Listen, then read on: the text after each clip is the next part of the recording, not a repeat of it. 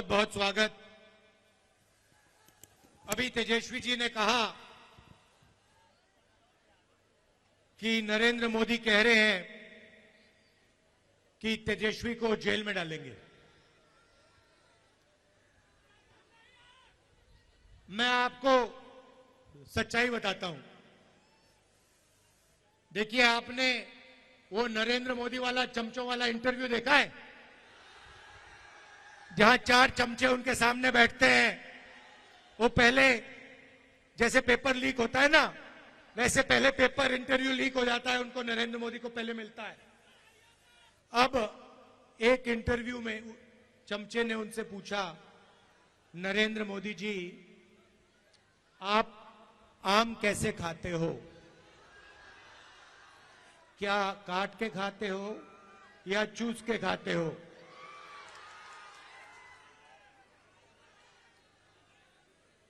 दूसरे ने पूछा, नरेंद्र मोदी जी, ये जो आप डिसीजन लेते हो, ये बड़े बड़े निर्णय लेते हो, ये आप कैसे लेते हो?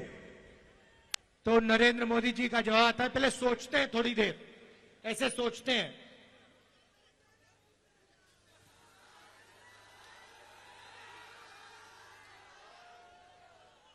थोड़ा टाइम लगता है और फिर कहते हैं, ये जो निर्णय होते हैं इनको मैं नहीं लेता, ये परमात्मा लेता है। मुझे परमात्मा ने ऊपर से भेजा है, मैं बायोलॉजिकल नहीं हूं, मैं परमात्मा का मैसेंजर हूं, उनका काम करने आया हूं। ये उन्होंने पता है क्यों कहानी निकाली है, ये परमात्मा वाली? क्योंकि चुनाव के बाद जब वही ईडी के लोग नरेंद्र मोदी से अदानी जी के बारे में पूछेंगे तो नरेंद्र मोदी कहेंगे, मैं नहीं जानता, परमात्मा ने कहा था। मोदी जी, आप लंबे लंबे भाषण देना बंद कीजिए। आप देश को बांटने की कोशिश नहीं कीजिए। आप सबसे पहले देश के युवाओं को यह बताइए, बिहार के युवाओं को यह बताइए कि आपने हिंदुस्तान के युवाओं को कितना रोजगार दिया, कितनी नौकरियां दी। आपने 2 करोड़ युवाओं को रोजगार देने की बात की थी, आप एक युवा को नौकरी नहीं दी। यहां हाथ उठा के दिखाओ भैया, बेरोजगार, ये बेरोजगार हाथ उठा के दिखाओ। ये है नरेंद्र मोदी का नतीजा, इनकी पॉलिसी का नतीजा कि हिंदुस्तान में युवाओं को रोजगार नहीं मिल सकता। ये पहले आपके अलग अलग रास्ते थे। सेना में आप जा सकते थे, पब्लिक सेक्टर में जा सकते थे, प्राइवेट सेक्टर में आपको रोजगार मिल सकता था। नरेंद्र मोदी ने नोटबंदी, जीएसटी लागू करके रोजगार के रास्ते बंद किए और सेना में अग्निवीर लागू करके जवानों को मजदूर बना दिया। तो मैं आपसे सबसे पहले यह कहना चाहता हूं, नरेंद्र मोदी कुछ भी कहें, 4 जून के बाद इंडिया की सरकार आने वाली है। अग्निवीर योजना को फाड़ के हम कूड़ेदान में फेंकने जा रहे हैं। यह नरेंद्र मोदी की योजना है। आर्मी इस योजना को नहीं चाहती है, यह ऊपर से थोपी गई है और हमारा पहला काम अग्निवीर योजना को ऐसे फाड़ कर कूड़ेदान में फेंकने का होगा। हम 2 तरीके के शहीद नहीं चाहते हैं। अग्निवीर योजना एक जवान को शहीद का दर्जा नहीं देगी और जो नॉर्मल तरीके से जवान बनेगा, जो अफसर होगा, उसे शहीद का दर्जा मिलेगा। अग्निवीर को पेंशन नहीं मिलेगी, दूसरे जवान को पेंशन मिलेगी। अग्निवीर को कैंटीन नहीं मिलेगी, दूसरे जवान को कैंटीन मिलेगी। ये अन्याय हम नहीं चाहते हैं, इसलिए अग्निवीर योजना को हम रद्द करने जा रहे हैं, खत्म करने जा रहे हैं। और जैसे पहले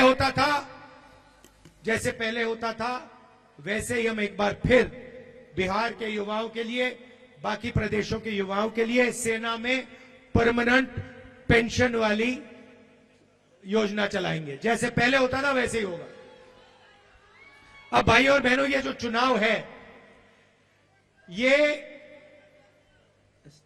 संविधान का चुनाव है। ये पहला चुनाव है जहां बीजेपी के नेताओं ने कहा है कि हम इस संविधान को फाड़ के फेंक देंगे। भाइयों और बहनों, ये जो संविधान है, ये आपकी आवाज है और इसको बाबा साहब अंबेडकर जी ने, गांधी जी ने, नेहरू जी ने देश की जनता के साथ मिलकर बनाया है। और मैं नरेंद्र मोदी और उनके चमचों को कहना चाहता हूं कि दुनिया में कोई शक्ति इस संविधान को छू तक नहीं सकती है। और अगर आपने कोशिश की तो आपके सामने तेजस्वी यादव, राहुल गांधी और बाकी इंडिया गठबंधन खड़ा मिलेगा। इसको हम कभी बदलने नहीं देंगे, इसको कभी रद्द नहीं होने देंगे। भाई और बहनों, इसके आने से पहले इस देश में किसानों का, गरीबों का, पिछड़ों का, दलितों का, आदिवासियों का कोई हक नहीं होता था। जो भी आपको मिला है, जमीन का हक मिला, रिजर्वेशन मिला, जो शिक्षा मिली, स्वास्थ्य मिला, वो सारा का सारा इसी संविधान ने आपको दिया है। और ये आप चाहते हैं कि जैसे यहां हिंदुस्तान में पहले हुआ करता था राजाओं के टाइम में, वैसा फिर से हिंदुस्तान चलाया जाए कि पिछड़ों के अधिकार, दलितों के अधिकार, आदिवासियों के अधिकार सारे के सारे छीन लिए जाएं और जैसे पहले 20-25 लोगों का राज चलता था, वैसे ही फिर से वो वही सरकार चलाना चाहते हैं, वैसा ही हिंदुस्तान बनाना चाहते हैं जिसमें 20-25 लोगों का राज हो। भाई और बहनों, नरेंद्र मोदी ने ये काम 10 साल से किया है। पहले राजा महाराजा होते थे, उनको कांग्रेस पार्टी ने निकाला, संविधान ने निकाला। अब नरेंद्र मोदी जी ने 22-25 नए राजा बना दिए हैं, राजा महाराजा बना दिए। उनके नाम अलग है, आजकल नए नाम है, अदानी, अंबानी, ये नाम है उनके, मगर ये राजा है। और नरेंद्र मोदी 24 घंटा इनके लिए काम करता है। भाई और बहनों, 16 लाख करोड़ रुपए उनका कर्जा माफ किया इन्होंने। 16 लाख करोड़ रुपए मतलब 24 साल का मनरेगा का पैसा नरेंद्र मोदी ने 22 अरबपतियों का कर्जा माफ किया है। तो अब हमें भी कुछ करना होगा। उन्होंने अरबपति बनाए, है ना, अब हम करोड़ों लाखपति बनाने जा रहे हैं। भाई और बहनों, हिंदुस्तान के गरीब परिवारों की लिस्ट बनेगी, उसमें सबसे ज्यादा किसान के परिवार, मजदूर के परिवार, पिछड़े वर्ग के परिवार, दलित, आदिवासी परिवार, गरीब जनरल कास्ट के परिवार होंगे। करोड़ों लोगों के नाम बनेंगे, लिस्ट में आएंगे। हर परिवार में से एक महिला का नाम चुना जाएगा। करोड़ों महिलाओं के नाम इस लिस्ट में आएंगे। 5 जुलाई को 8,500 रुपए इन करोड़ों महिलाओं के बैंक अकाउंट में ठगाक से हम डाल देंगे। और बात वहां नहीं रुकेगी भाई और बहनों। 5 जुलाई, 5 अगस्त, सितंबर, अक्टूबर, नवंबर, दिसंबर, जनवरी, फरवरी, मार्च, अप्रैल, मई, 5 तारीख को खटाखट 8,500 रुपए बैंक अकाउंट के अंदर। भाई और बहनों, उस साल का 1 लाख रुपया करोड़ों परिवारों के बैंक अकाउंट में हम डालने जा रहे हैं।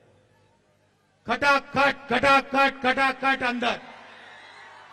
ये मीडिया वाले कहेंगे गरीबों की आदत बिगाड़ रहे हैं, और हम इनको जवाब देंगे, जब आप करोड़ों, लाखों करोड़ों रुपए अरबपतियों का कर्जा माफ करते हो, तो उसे आप आदत बिगाड़ना क्यों नहीं कहते हो?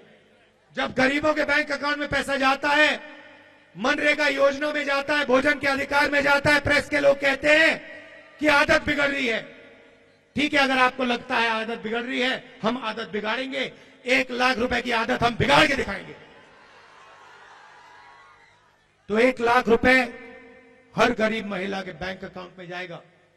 किसानों को कानूनी मिनिमम सपोर्ट प्राइस मिलेगी, कम से कम दाम अनाज के लिए, धान के लिए, शुगर केन के लिए, आलू के लिए हिंदुस्तान के सारे किसानों को मिलेगा। आज मजदूरों को मनरेगा में 250 रुपए मिलता है। 5 जून इंडिया की सरकार आएगी, 400 रुपए मिलेगा। आशा और आंगनवाड़ी में जो महिलाएं काम करती हैं, उनकी आमदनी 5 जून को हम दुगनी करने जा रहे हैं। सीधी सी बात है भाइयों और बहनों, जितना पैसा ये अरबपतियों को देंगे ना, गिन गिन कर उतना पैसा हम आपको देने जा रहे हैं, गरीबों को देने जा रहे हैं। अब इसके पीछे सोच है। आप ये मत सोचिए कि सिर्फ हम आपको पैसा दे रहे हैं, इसके पीछे बहुत गहरी सोच है।